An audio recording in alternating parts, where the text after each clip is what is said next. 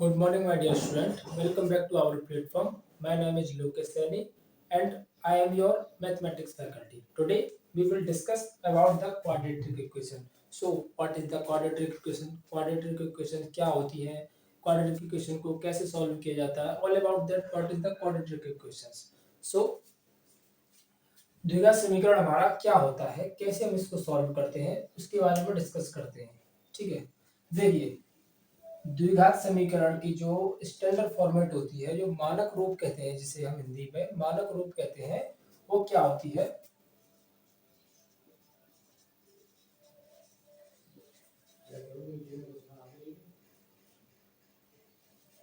Standard form.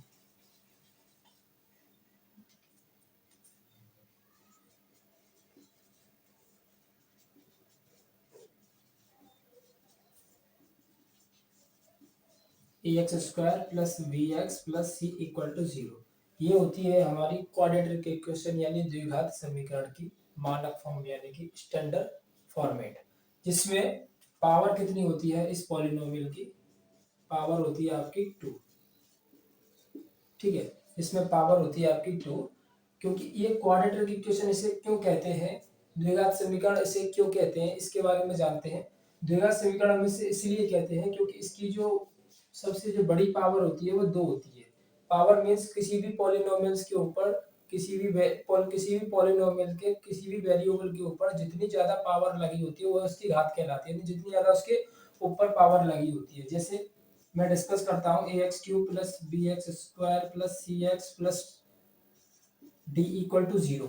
अब हमने बात की कि इसमें सबसे ज्यादा पावर क्या है, सबसे ज्यादा पावर है 3, तो हम कहेंगे 3 घात का समीकरण है, त्रिघात समीकरण है। हम इसके बारे में डिस्कस करेंगे कि ये 3 घात का समीकरण है। अगर पावर 4 होती तो मैं कहता ये चतुर्थ घात का समीकरण है। तो आज का जो हमारा टॉपिक है वो द्विघात का समीकरण, इसके मतलब पावर 2 वाले समीकरण के बारे में आज हमको बात करनी है, उनके सॉल्यूशंस के बारे में बात करनी है। So A X square plus B X plus C equal to zero, ये एक स्टैंडर्ड फॉर्मेट है आपकी क्वाड्रेटिक इक्वेशन की, जिसकी पावर हमेशा कितनी होती है? 2 होती है। इसमें एक बेसिक चीज है जो क्या होनी चाहिए कि A not equal to zero mandatory है। A not equal to zero mandatory है मींस कि अगर ए का मान जीरो नहीं होना चाहिए, आपका ए का मान जो है जीरो नहीं होना चाहिए। अगर आपका ए का मान जीरो होता है इधर, तो ये वाला जो टर्म है, ये वाला जो फंक्शन है आपका, वो जीरो हो जाएगा। मतलब फिर आपकी इक्वेशन बचेगी B X plus C equal to zero.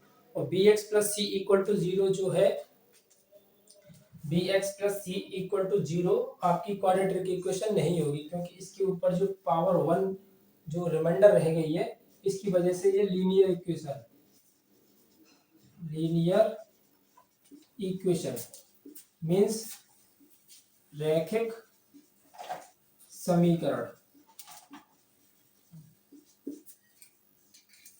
फिर ये किस चीज का काम करती है? रैखिक समीकरण का काम करती है, क्योंकि इसके ऊपर पावर 1 रह जाती है।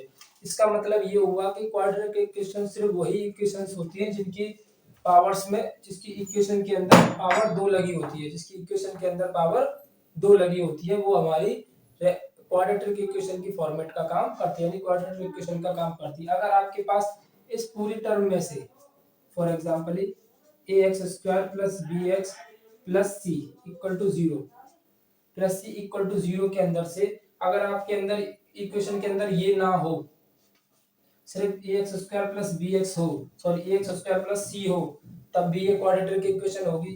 अगर सिर्फ बी एक्स हो और जिस पीछे वाला टर्म ना हो, तब भी ये क्वाड्रेटिक इक्वेशन होगी। लेकिन आगे वाले टर्म को हटने के बाद ये क्वाड्रेटिक इक्वेशन नहीं रहती है। तो इसका सीधा सीधा मतलब ये होता है कि क्वाड्रेटिक इक्वेशन तभी होती है जब x के ऊपर स्क्वायर लगी हुई कोई इक्वेशन होती है। x के ऊपर स्क्वायर लगी हुई कोई समीकरण हमारी क्वाड्रेटिक इक्वेशन का काम करती है।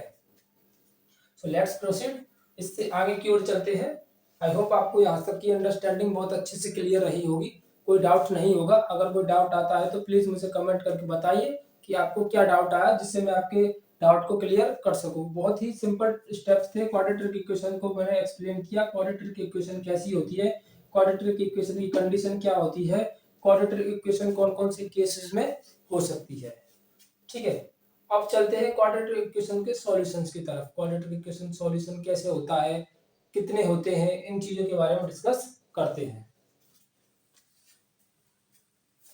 देखिए, अगर क्वाड्रेटिक इक्वेशन है, इसकी पावर 2 लगी हुई है, क्वाड्रेटिक इक्वेशन है, पावर 2 लगी हुई है, तो आप एक चीज बहुत ही सिंपल वे में समझिए कि जिस किसी भी इक्वेशन के अंदर जितनी बड़ी पावर होती है, जैसे कि 2 पावर लगी है तो क्वाड्रेटिक इक्वेशन है, तो इसके आंसर्स यानी जो हल होने वाले हैं, इसके हल या फिर जीरोस, सॉल्यूशंस, कुछ भी कह सकते हो, जो आपको जीरो हल या सॉल्यूशंस होने वाले हैं वो 2 आने वाले हैं। कितने? 2 आंसर्स आएंगे, इसके 2 आंसर आने वाले हैं, क्योंकि पावर कितनी लगी हुई है, 2 लगी हुई है, तो आंसर्स भी इसके 2 आएंगे। अगर पावर 3 लगी होती तो आंसर 3 आएंगे। तो जीरो भी इसी की पावर पर डिपेंड करता है कि अगर क्वाड्रेटिक इक्वेशन है तो आंसर 2 आएंगे, और क्यूबिक इक्वेशन है यानी त्रिघात समीकरण है तो आंसर आपके 3 आएंगे, और चतुर्थ घात की समीकरण है तो आंसर आपके 4 आएंगे। तो इसके जीरोस कितने आने वाले हैं? आपके जीरोस आने वाले हैं, आपके 2 जीरोस आने वाले हैं। ठीक है, अब इसका सॉल्यूशन क्या होता है? इसके सॉल्यूशन करने के काफी सारे मेथड्स होते हैं, जैसे कि आपके अगर आप हाई स्कूल के मैथ्स के अंदर जाओ, क्लास 10th की मैथ्स के अंदर जाओ, तो आपको कई सॉल्यूशंस मिलते हैं। जैसे कि एक तो होता है जो सबसे पहले हम 8th क्लास के अंदर उसको 8th या 8th क्लास, थोड़ा सा 8th क्लास के अंदर पढ़ते हैं, फिर थोड़ा सा 9th क्लास के अंदर पढ़ते हैं, वो होता है आपका फैक्टराइजेशन मेथड यानी गुणनखंड विधि। अब इसके टाइप क्या क्या हो सकते हैं इसको सॉल्व करने के, वो मैं आपको डिस्कस कर रहा हूं। पहला होता है आपको गुणनखंड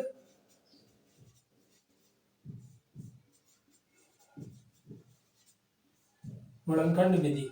ठीक है, इसको इंग्लिश में कहते हैं आपको फैक्टराइजेशन।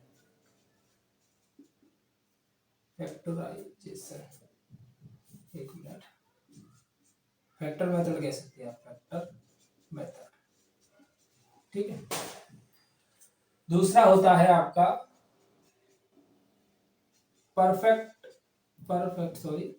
पूर्ण वर्ग विधि। पूर्ण वर्ग विधि जो आपको सीखने को मिलती है क्लास 10th के अंदर। ठीक है, इसको इंग्लिश में कहते हैं परफेक्ट स्क्वायर मेथड। ठीक है, तीसरा जो तरीका होता है आपका, जिसको द्विघात सूत्र भी कहते हैं, और एक दूसरे नाम से भी जाना जाता है श्रीधराचार्य के सूत्र के नाम से भी। ठीक है, तो वो भी एक विधि होती है आपकी उसको सॉल्व करने की, श्रीधराचार्य नाम से भी जाना जाता है, या फिर द्विघाती सूत्र के नाम से भी जाना जाता है। इन तीनों तरीकों से आपके क्वाड्रेटिक इक्वेशन का सॉल्यूशन आपको मिलता है। श्रीधराचार्य विधि से भी मिल सकता है, पूर्ण वर्ग विधि से भी मिल सकता है, और गुणनखंड विधि से भी मिल सकता है। ये तीनों मेथड ही बहुत ही इंपॉर्टेंट मेथड है। तीनों मेथड से आपके क्वाड्रेटिक इक्वेशन का सॉल्यूशन मिलता है। तो फर्स्ट आज हम डिस्कस करने वाले हैं गुणनखंड विधि को। गुणनखंड विधि को कैसे सॉल्व करते हैं। ठीक है, देखिए इसको मैं सभी को फिनिश कर देता हूं। आई होप आपको अच्छे से क्लियरेंस आ रहा होगा, टॉपिक अच्छे से क्लियर हो रहा होगा। देखिए, कोई भी टॉपिक हो, अगर आप अच्छे से टॉपिक्स को कॉन्सेप्ट को अच्छे से समझते हो तो क्वेश्चन आप आसानी से बना सकते हो, क्वेश्चंस को अच्छे से सॉल्व कर सकते हो, क्योंकि कॉन्सेप्ट समझना बहुत ही ज्यादा इंपॉर्टेंट होता है। ये मतलब नहीं होता कि मैं आपको एक क्वेश्चन कराया और आपसे कहा कि ये क्वेश्चन कर लीजिए, ये क्वेश्चन कर लीजिए, ये क्वेश्चन कर लीजिए और ये क्वेश्चन कर लीजिए, या फिर मैं आपको एक्सरसाइज के क्वेश्चन ही कराते जाऊं। ये सही तरीका नहीं होता आपके पढ़ने का, मैथ्स को पढ़ने का। बेस्ट भी ये होता है कि पहले आप जो टॉपिक पढ़ने वाले हो, जैसे कि आप पढ़ने वाले हो क्वाड्रेटिक इक्वेशन, तो क्वाड्रेटिक इक्वेशन को समझिए, क्वाड्रेटिक इक्वेशन के सॉल्व करने के तरीकों को समझिए, सॉल्व करने के तरीकों के साथ उनके एग्जांपल्स को भी समझिए, फिर क्वेश्चंस को कीजिए। डेफिनेटली 100% आप क्वेश्चंस को अच्छे से बना सकते हो। और आप सिर्फ क्वेश्चंस करते हो कि कोई क्वेश्चन को समझाता है कि देखिए इस टाइप का क्वेश्चन ये होता है, या फिर ऐसे करते हैं क्वेश्चंस को, तो आप नहीं समझ सकते। और उस मेथड के साथ आपको प्रैक्टिस करना भी बहुत ज्यादा जरूरी होता है। बिना प्रैक्टिस के तो आप, मैं कहता हूँ कि आप कोई किसी से भी पढ़ लीजिएगा, एक अच्छे से अच्छे टीचर के साथ भी पढ़ लोगे, तब भी आप कुछ नहीं कर सकते अगर आप मेथड पढ़ने के साथ लेक्चर लेने के साथ, सेशन लेने के साथ साथ प्रैक्टिस नहीं करते हो। प्रैक्टिस एक मेन की है, बिना प्रैक्टिस के ये तीनों चीजें बेकार हैं आपकी। सो प्रैक्टिस जरूरी है, प्रैक्टिस कीजिए क्वेश्चंस की। अगर आप कोई मेथड समझता है, एक साथ किसी भी मेथड को मत पढ़िए। जैसे एक साथ में अगर तीनों को मेथडों को बताऊं तो एक साथ ये सभी चीजें पढ़ना अलाउ नहीं है। पहले एक एक स्टेप्स के साथ पढ़िए। पहले पढ़ते हैं गुणनखंड, फिर पढ़ते हैं परफेक्ट स्क्वायर, फिर पढ़ते हैं दराचार। इन तीनों को एक साथ नहीं पढ़ते, अलग अलग पढ़ते हैं। और तीनों से 20 क्वेश्चन कीजिए। टॉपिक एकदम, कॉन्सेप्ट एकदम क्रिस्टल क्लियर हो जाएगा आपका। देखते हैं गुणनखंड विधि। गुणनखंड विधि, गुणनखंड विधि से सॉल्व करते हैं क्वेश्चन को। ठीक है, देखिए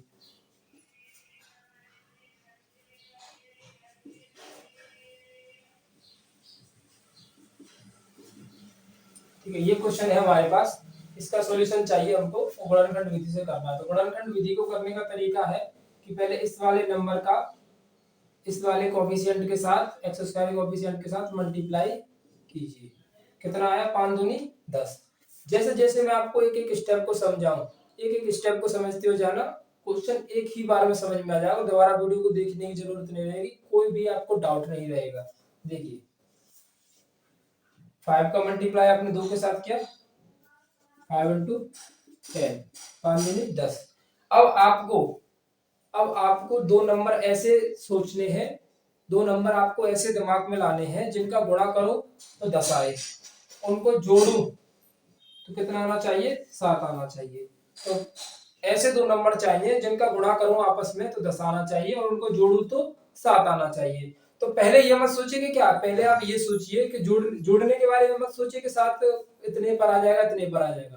पहले आप ये सोचिए कि गुणा करने पर 10 कब कब आता है। तो गुणा करने पर 10, एक तो 10 का गुणा 1 में करोगे तब 10 आ जाएगा, एक 5 का गुणा 2 में करोगे तब 10 आ जाएगा। और कोई नंबर ऐसा है जिसका आपको गुणा करो और 10 आ जाए? ये सिर्फ दो ही नंबर ऐसे हैं, 10 का गुणा 1 में कीजिए तो 10 आएगा, 5 का गुणा 2 में करोगे तो 10 आएगा।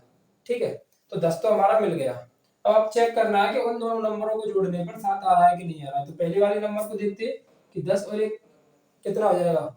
यहाँ तो 11 मिल रहा है, मल्टीप्लाई तो 10 मिल रहा है, लेकिन जोड़ने पर कितना मिल रहा है, 11। तो ये कंडीशन तो सेटिस्फाई नहीं हो रही है। अब इसको चेक करते हैं, गुणा करने पर 10 मिल रहा है और इन दोनों को जोड़ते हैं, 5 और 2 कितना मिल रहा है, 7 मिल रहा है। यानी इस केस की जो इस क्वेश्चन के अंदर जो रिक्वायरमेंट थी वो रिक्वायरमेंट फिल कर रहा है 5 इंटू 2। 5 और 2 को जोड़ते हैं तो 7 मिलता है, और 5 का गुणा 2 के साथ करते हो तो 10 मिलता है, 5x स्क्वायर। तो आपको क्या करना है, एक बार 5x लिख लेना है, प्लस लगाकर एक बार 2x लिख लेना, दोनों को ऐड कर लेना, प्लस 2 इक्वल टू 0। अब इसके अंदर से कॉमन आएगा 5x, तो ये हो जाएगा x प्लस 1। इसके अंदर से कॉमन आएगा 2, ये हो जाएगा x प्लस 1 इक्वल टू 0। एक मेन चीज इन क्वेश्चंस को करने में, अगर ये दोनों ब्रैकेट्स एक दूसरे के बिल्कुल सेम आते हैं तो समझ लीजिए आपका क्वेश्चन सही हो रहा है। अगर थोड़ा सा भी ऊंच नीच होता है, यानी एक प्लस है तो एक माइनस भी आता है, तो कहीं ना कहीं आप गलती कर रहे हो। तो ये दोनों सेम आने चाहिए। इन दोनों सेम्स को x प्लस 1 और ये दोनों 5x प्लस 2 इक्वल टू 0, ये हो गया आपका आंसर। इस तरीके से करते हैं हम अपने क्वाड्रेटिक इक्वेशंस के गुणनखंड विधि से सॉल्यूशन। आई होप आपको क्लियर हुआ हो, आपको अच्छे से समझ में आया हो। आप जल्दी से इसका स्क्रीनशॉट लीजिए, मैं आपको एक क्वेश्चन और समझाता हूँ।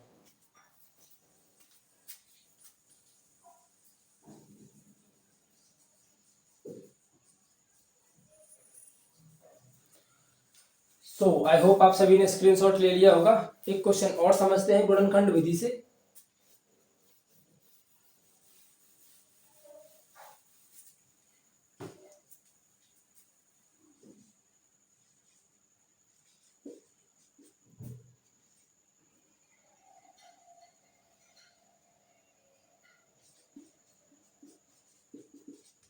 क्वेश्चन है 3x स्क्वायर प्लस के 6x प्लस का 3।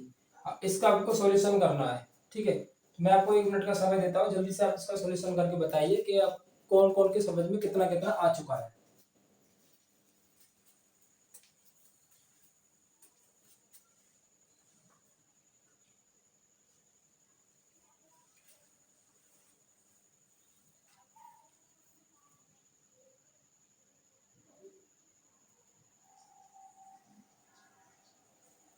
सो आई होप आप सभी ने क्वेश्चन कर लिया होगा और मैं आशा करता हूँ आप में से सभी कुछ बच्चों का, जो कोई भी मेरी वीडियो को देख रहा है जिसने कॉन्सेप्ट को अच्छे से समझा है, सभी का आंसर सही आया हो। देखिए पहले आपको क्या करना था, इन दोनों का मल्टीप्लाई, 3 इंटू 3 कितना हो जाएगा 9।